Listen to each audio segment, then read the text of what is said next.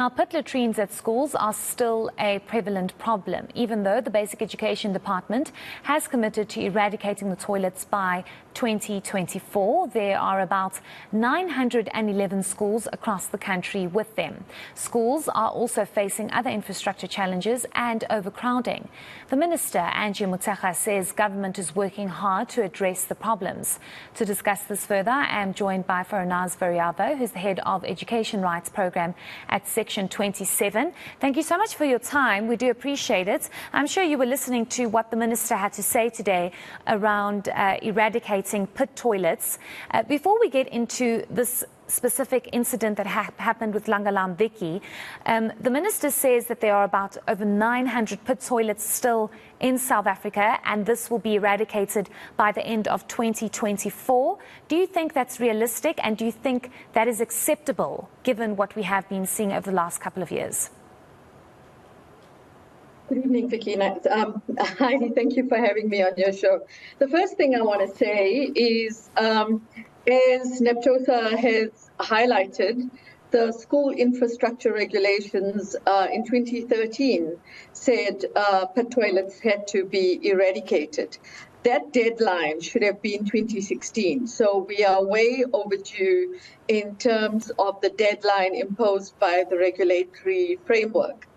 Then about the number of 911 schools that still have pit toilets. That number is not entirely correct. There are 911 schools that we know of that are completely reliant on pit toilets. So in the Limpopo litigation, these would be classified as priority 1 schools, but there are also other schools where there are, for example, new toilets on the property, but pit toilets coexist. And for example, where there aren't enough newly built toilets on the property, learners still use pit toilets, teachers still use pit toilets because there's just not enough toilets. So 911 is a slightly distorted number in terms of what the reality is on the ground. There are still about 5,000 pit toilets actually out there in existence across all the provinces.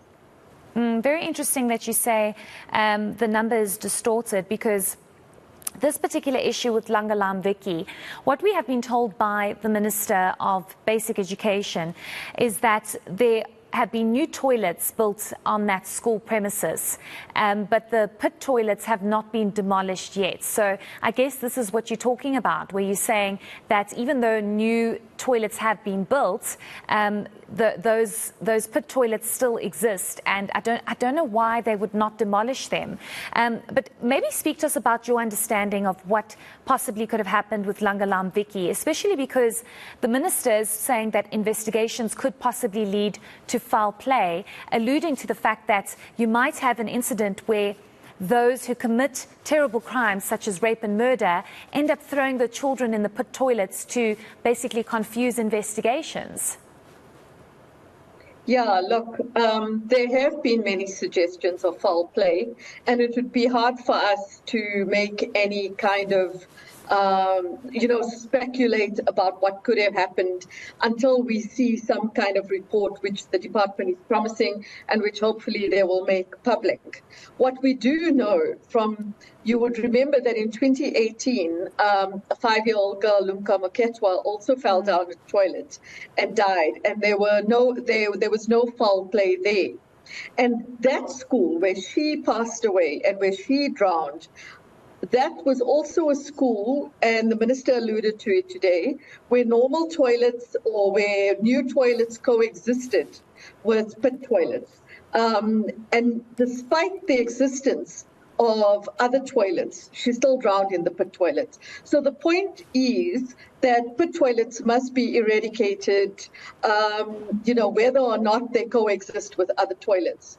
And that is what Section 27 EE, Equal Education Law Center, and the LRC are calling for. So you would have noted that the DG correctly said that he has heard from us.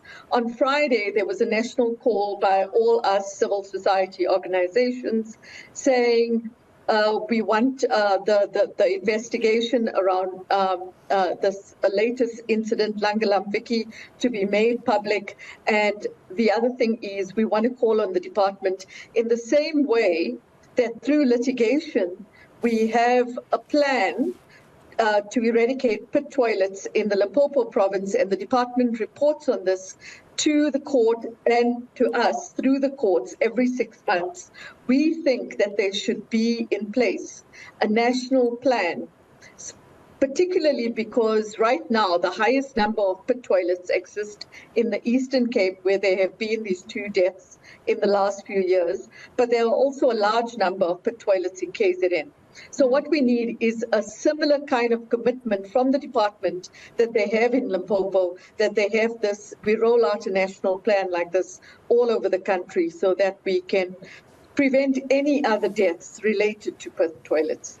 Faranaaz, you know, I'm listening to you speak about commitment from the department, and I'm wondering why in 2023 we're still having this discussion. It's mind-boggling to me. And, you know, when we asked the minister today, you know, what is actually being done to eradicate pit toilets, why are there still pit toilets?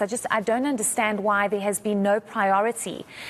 One child dying and drowning in a pit toilet is one too many, and it's not like this is the first incident.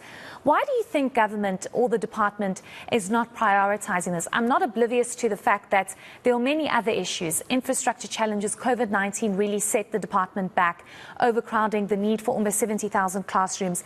But surely this should be on top of the agenda, and why is it taking so long? Yeah, I heard Basil from NAPTOSA talking, and he said there has been progress, which is true, but that this has to be stepped up. Like I said, we should have got rid of pit toilets by 2016, and that hadn't happened. You know, COVID only happened in 2020. So to rely on COVID only as a reason is not sufficient. They also mentioned things like service providers delaying the process, the inaccuracy in data, and so forth. Those are all things that we have made a noise about over the years. Those are things that, and getting them over and above what was in the norms and standards to commit to a plan in Limpopo had to happen through litigation. Now, I know some political parties have threatened litigation. I think litigation from political parties and the lives of children and human rights should not be mixed up. And that the time has come for us to sit down and roll out a national plan all over the country. So that's what we'd like to see. Let's leave the politicking aside.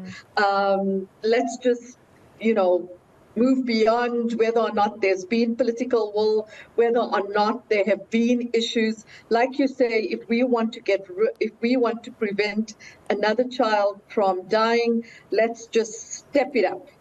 And that's what we should be doing. Certainly, I couldn't agree more. I can't even begin to imagine what those children were going through moments before they tragically lost their lives, and also the parents having to deal with this. I just want to ask lastly, with regards to a countdown clock that shows, yes. Maybe just speak to us about this countdown clock and your engagement with the department and other organizations and stakeholders putting this pressure on the department to eradicate pit toilets.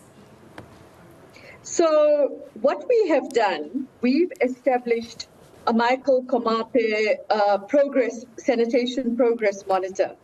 And this was launched on Friday on Constitutional Hill, where there is a human rights festival that happened over the weekend. And what we've done, Media Hack, who assisted us with the development of this accountability tool, have described it as accountability being democratized. So what we have there is, following the Michael Komape case and the handing down of 2 court orders saying there has to be a plan for the eradication of pit toilets and other inadequate sanitation in the Limpopo province. They had to then report to us every 6 months what they are doing. As I said, we've taken all that data that they have given us and we've put it into a monitoring tool. We've also taken the data of every single school in Limpopo, and we've made it possible for people, whether you're a parent, whether you're an SGB person, whether you're a district official, to be able to click on a particular school and to see what the department says about the state of toilets there, the category of toilets, whether it's a priority 1, priority 2, priority 3, and if they say that it's in a state of being refurbished, and the people on the ground know that that is not the case, they can come to us and say, well, that information is inaccurate. So that way we will be able to verify the information that is being put out there by government. And what we want to do is be able to now do this on a national level. It's not enough that we just have it by court order in Limpopo. What we'd like, and we were very heartened to hear what the DG, Mr. Mweli, said today, what we'd like to do is meet with them and discuss the rolling out of a national plan together with our other civil society partners.